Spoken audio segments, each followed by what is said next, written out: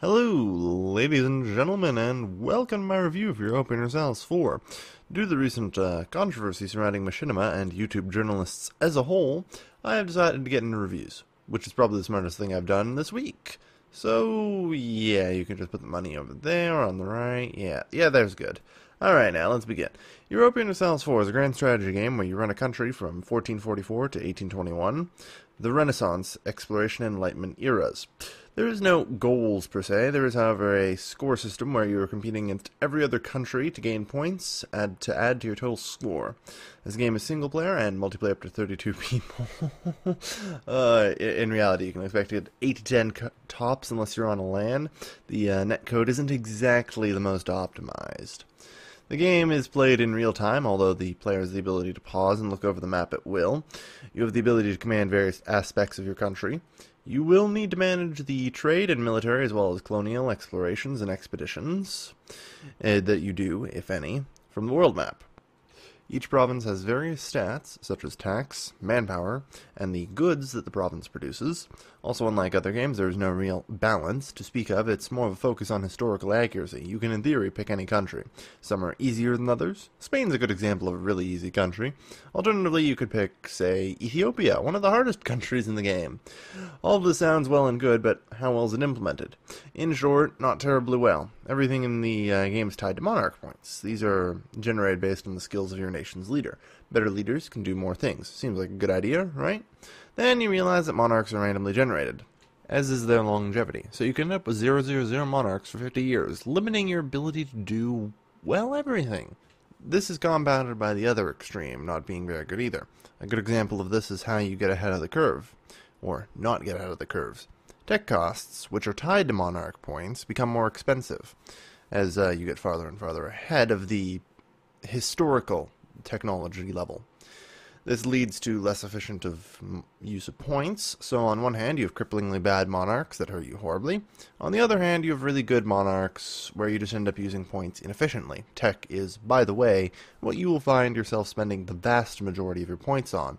So this overall feels annoying. It feels like the game screws you fairly often, but on the flip side, it never feels like it rewards you when the dice fall in your favor. Then comes the next problem, the number of countries that are effectively more boring to play.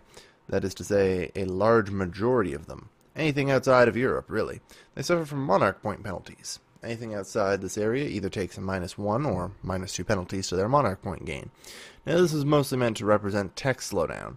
However, monarch points are tied to everything. This means that these nations can build less buildings, hire less generals, conquer fewer provinces, or just have less fun in general. In the first expansion, Conquest of Paradise, Paradox did rework the natives, so I will give them some credit for that. They no longer take monarch point penalties, and have some unique systems. However, that still leaves about 75% of the globe gimped. They may continue to rework other parts of the world in the future, however that will take time and cost you some extra cash in DLC.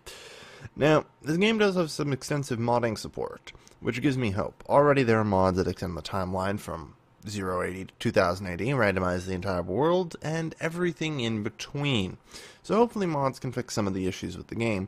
However, the game's mechanical focus on monarch points ultimately leaves you at the mercy of RNGesus, whom does not really reward you when the dice come up good. You feel constantly like the game is unfair to you, which it is. Luckily, it's unfair to everyone equally. So that's something, right?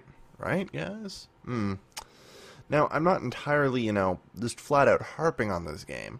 These are things that I have only come to notice after several hundred hours of play. You will get quite a fair bit of play out of this.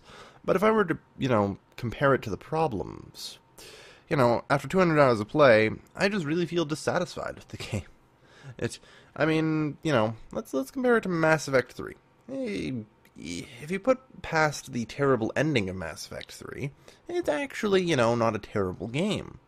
But, when you have such a bad ending on a game, and you leave the game on such a low note, your entire experience feels, well, drained. Terrible. It feels like you've been, working at something that had no real point. It's really hard feeling to describe, but you just feel disappointed with how the game has treated you in this time. But, I suppose if you're looking for 50, 100 hours of cheap fun, probably a lot more, depending on how you look at it, then it's not terrible. It is not terrible. And let's finally bring it out to the scores. Mechanics and gameplay-wise, I have to give it a 2 out of 10, for many of the reasons I've discussed so far. The mechanics feel incohesive and restricting. Its only real saving grace is the modding support, which, again, opens up the longevity and some unique, interesting mechanics surrounding things such as the Holy Roman Empire, which simply has remained unchanged from earlier titles. Aesthetics-wise, I actually have to give it a 7 out of 10. There is good art and sound direction. They're able to get the right feel with how the game looks and feels, and sounds. Their vision comes through very clear. Longevity, 8 out of 10. Even though the game has some problems, it's pretty enjoyable for at least a few dozen hours. Combined with modding, I feel this game will still last for a very long time with a sizable fan base. Perhaps not quite as long as some of Paradox's other titles, however, their average is far above industry par. Finally, polish, 7 out of 10. The interface is really well explained with a good number of hover tooltips. Buttons are not nested too deep. Very good, and shows Paradox is getting much better at interface design and usability. Still a little bit of ways to go, but it's getting much better. The final verdict, a 5 out of 10. It's a pretty mediocre game overall. It's poorly designed, but saved by its replayability and general feel. Definitely not Paradox's strongest title. Hopefully future DLC and mods will help with these issues. And with that, I would like to thank everybody for watching my very first review, which has been of Europa Universalis 4. I hope you found this all enjoyable and informative.